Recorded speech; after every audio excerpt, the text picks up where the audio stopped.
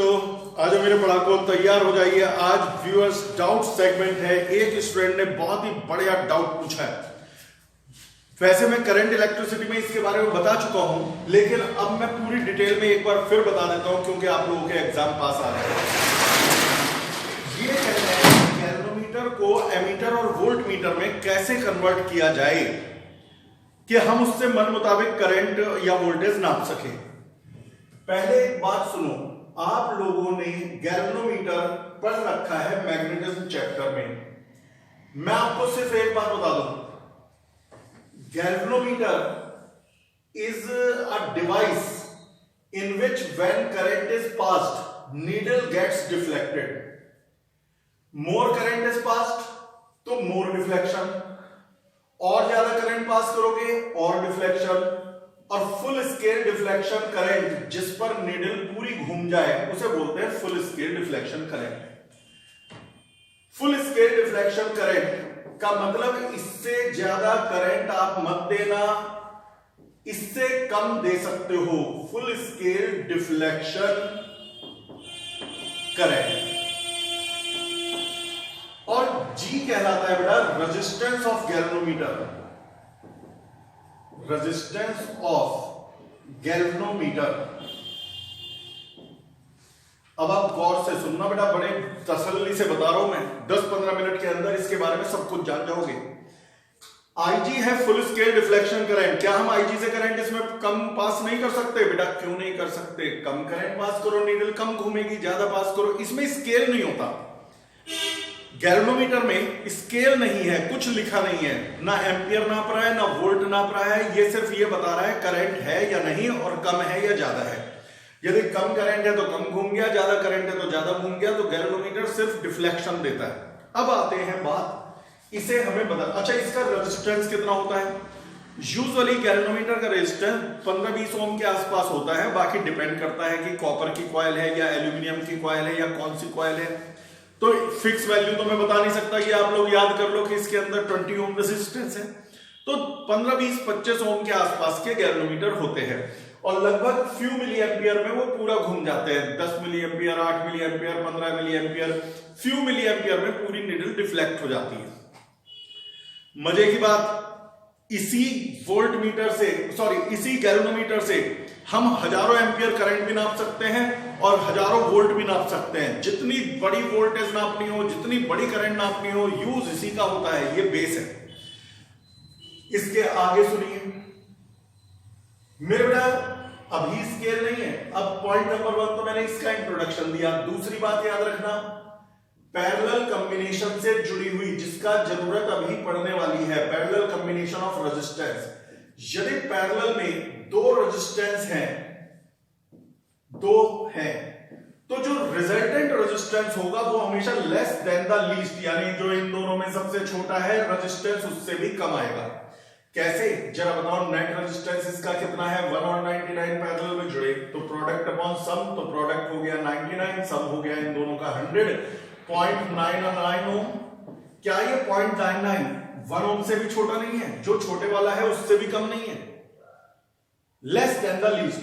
यदि आपने 2 ओम और 5 ओम को पैरेलल में जोड़ दिया तो रिजल्टेंट सबसे छोटे से भी छोटा आएगा। यानी 2 और 5 का जो रिजल्टेंट है नेट, प्रोडक्ट अपॉन सम, तो प्रोडक्ट है 10 और सम है 7, तो 1 पॉइंट समथिंग आएगा। 1 पॉइंट समथिंग 2 से कम है। तो याद रखना, यदि पैरेलल में मेरे बेटा 2 रेजिस्टेंस दिए हुए हैं तो जो रिजल्टेंट है वो छोटे वाले से भी कम है। और सीरीज की तो खैर बताने की जरूरत ही क्या। सीरीज में यदि हम एक रेजिस्टेंस और लगा दें तो नेट रेजिस्टेंस सबसे बड़े वाले से भी बड़ा आएगा। मान लो 5 है, 5 के साथ 2 लगा दिया तो नेट रेजिस्टेंस 7 हो गया। तो ये बेटा सबसे बड़े वाले से भी बड़ा है, यानी 5 ओम से भी बड़ा है। तो सीरीज में तब जोड़ा जाता है जब रेजिस्टेंस बढ़ाना हो, और पैरेलल में तब कनेक्ट करते हैं जब रेजिस्टेंस कम करना हो। बस यहीं से शुरू होती है पहली कहानी। पहला पॉइंट, गैल्वेनोमीटर इनटू एमीटर। जितना ध्यान से सुन सकते हो बेटा उतना ध्यान से सुनना। गैल्वेनोमीटर को एमीटर में कन्वर्ट करना। पहली बात, एमीटर करंट नापता है। मान लो एक बल्ब जल रहा है, मैं चाहता हूं कि बल्ब में कितनी करंट जा रही है वो मैं मेजर कर सकूं, तो एमीटर को सीरीज में लगाऊंगा, जिससे क्या होगा, सीरीज में करंट सेम होती है, तो जो बल्ब में से करंट जा रही है वही मेरे एमीटर में से जाएगी और एमीटर बता देगा इसकी करंट। तो याद रखिए एमीटर इज ऑलवेज कनेक्टेड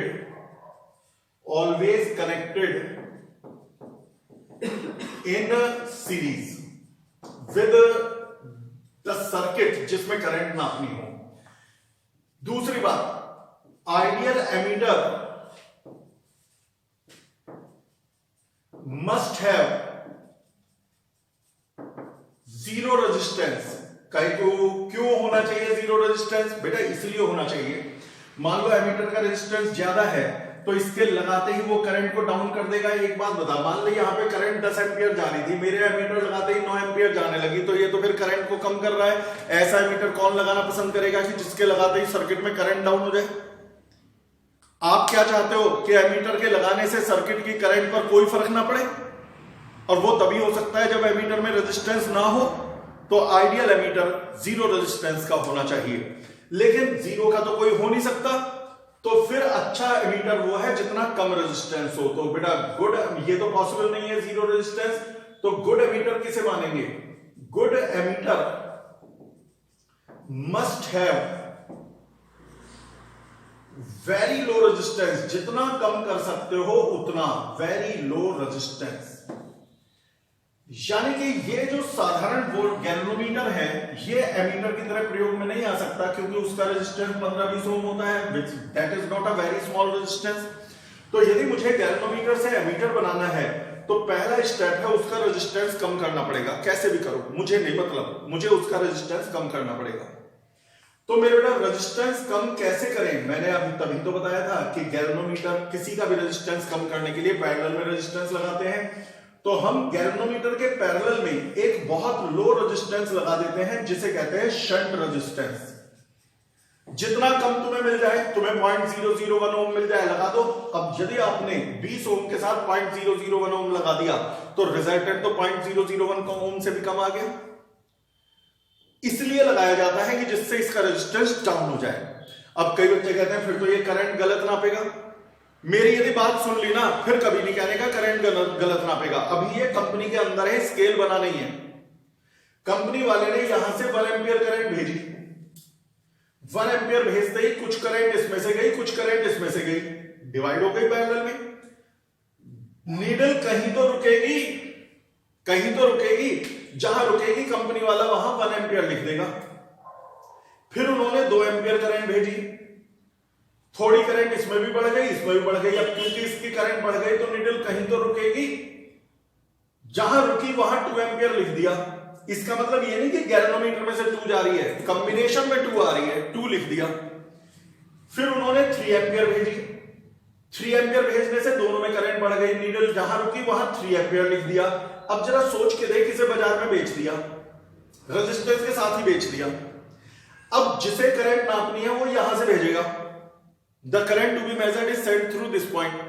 अब यहां से उसने कोई अननोन करंट भेजी, नीडल 2 पे रुक गई, तो समझ जाना ये अननोन करंट 2 एम्पियर है, क्योंकि बेटा उन्होंने जब यहां 2 आई थी तो नीडल यहां रुका करती थी, तो वो 2 एम्पियर है। लेकिन इससे एक बात और साफ हो गई, यदि कल को ये सर्किट टूट गया, रेजिस्टेंस टूट गया, तो ये गलत रीडिंग देगा, क्योंकि स्केल तो रेजिस्टेंस के साथ बनाया गया है।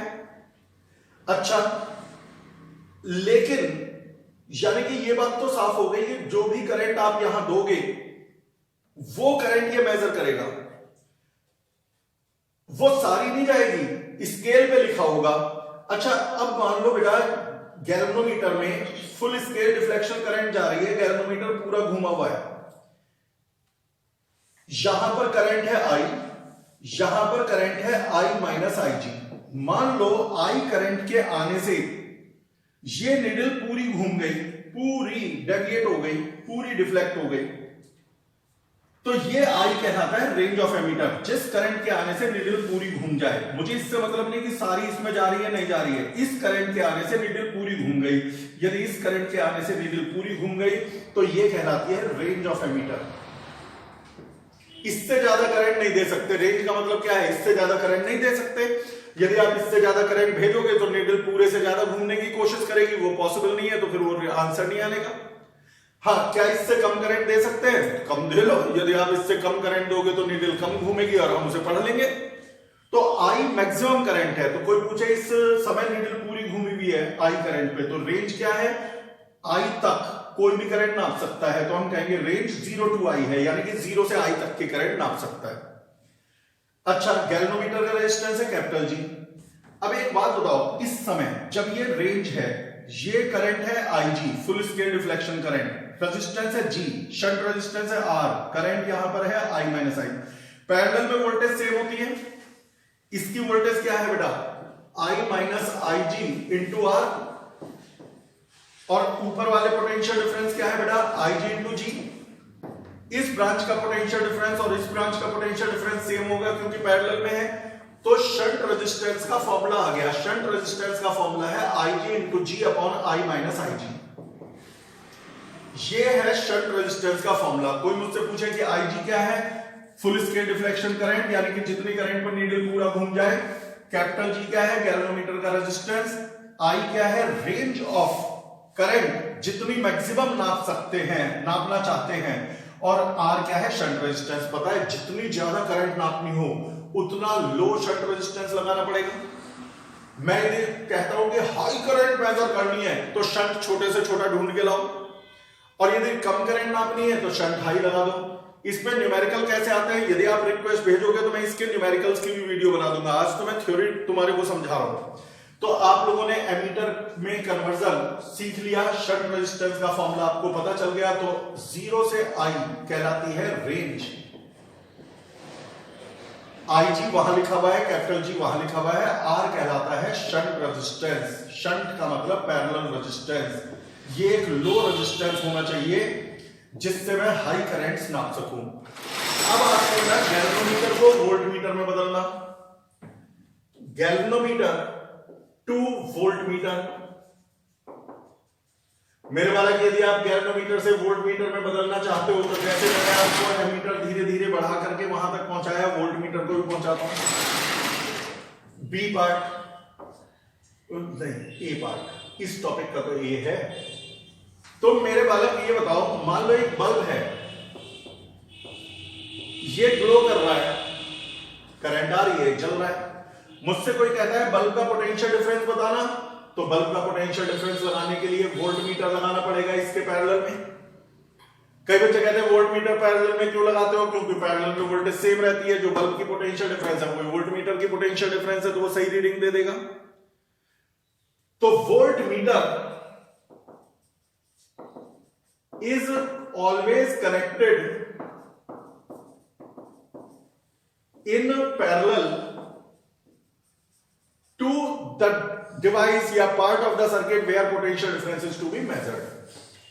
अब आइडियल वोल्टमीटर कैसा होना चाहिए, अब मैं बता रहा हूं। Ideal voltmeter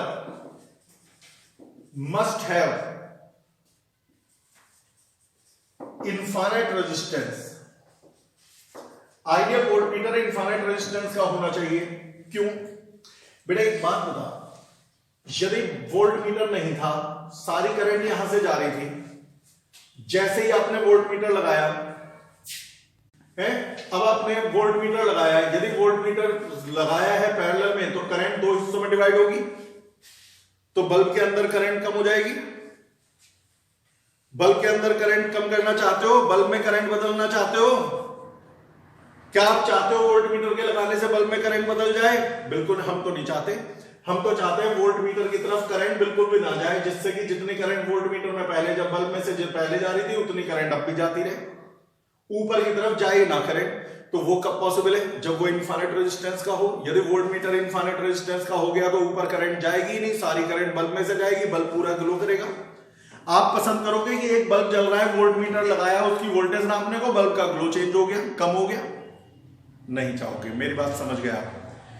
voltmeter infinite resistance का होना चाहिए जिससे कि वो करंट ना खींचे, सर्किट की करंट को डिस्टर्ब ना करे।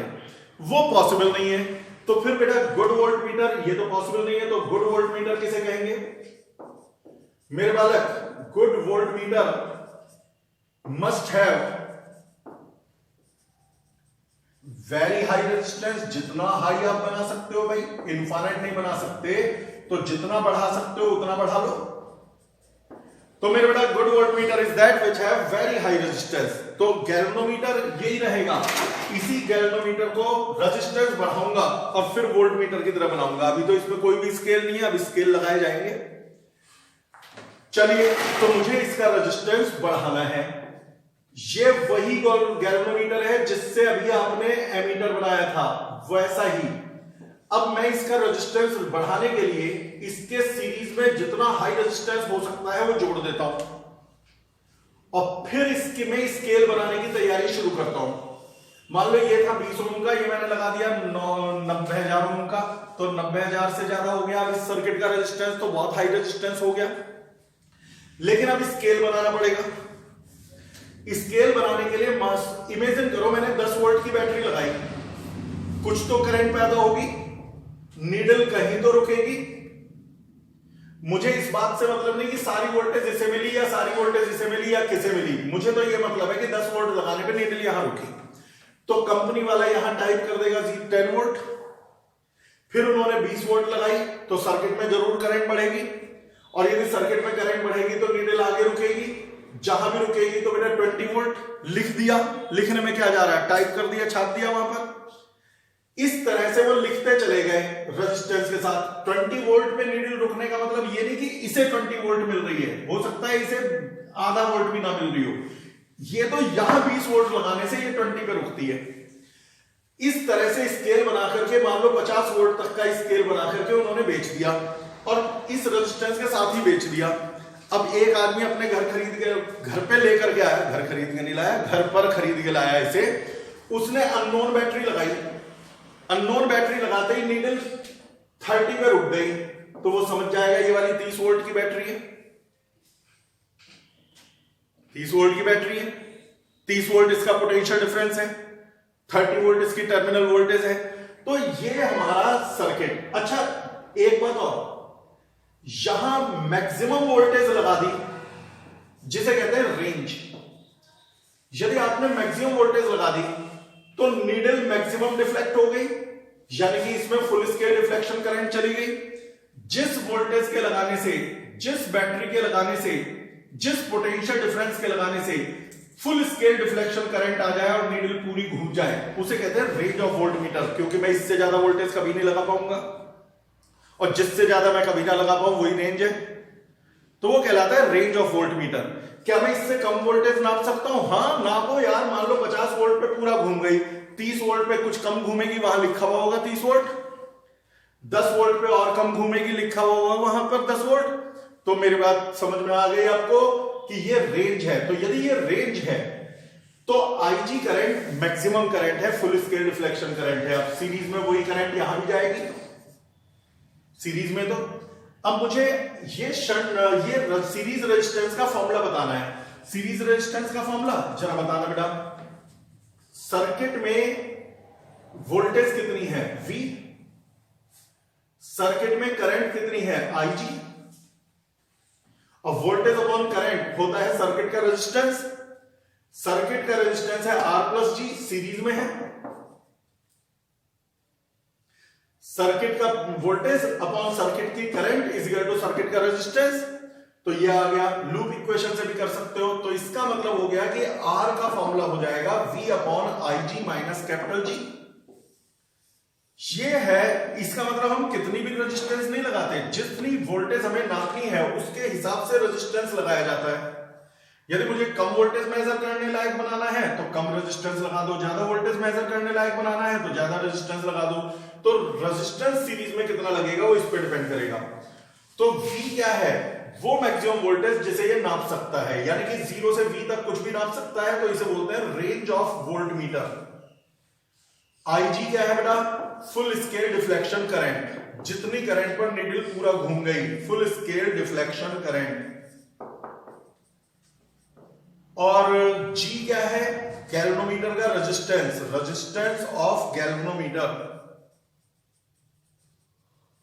और आर क्या है, जो सीरीज रेजिस्टेंस लगाना पड़ेगा। तो भैया अब मैंने आप लोगों पे छोड़ दिया, यदि कोई डाउट इससे रिलेटेड है या कोई न्यूमेरिकल इससे रिलेटेड आप पूछना चाहते हो तो मुझे रिक्वेस्ट भेजिए, मेरे व्हाट्सएप नंबर जो ऊपर चल रहा है मैं आपको वीडियो सॉल्यूशन बना करके भेजूंगा। फिलहाल के लिए बाय बाय।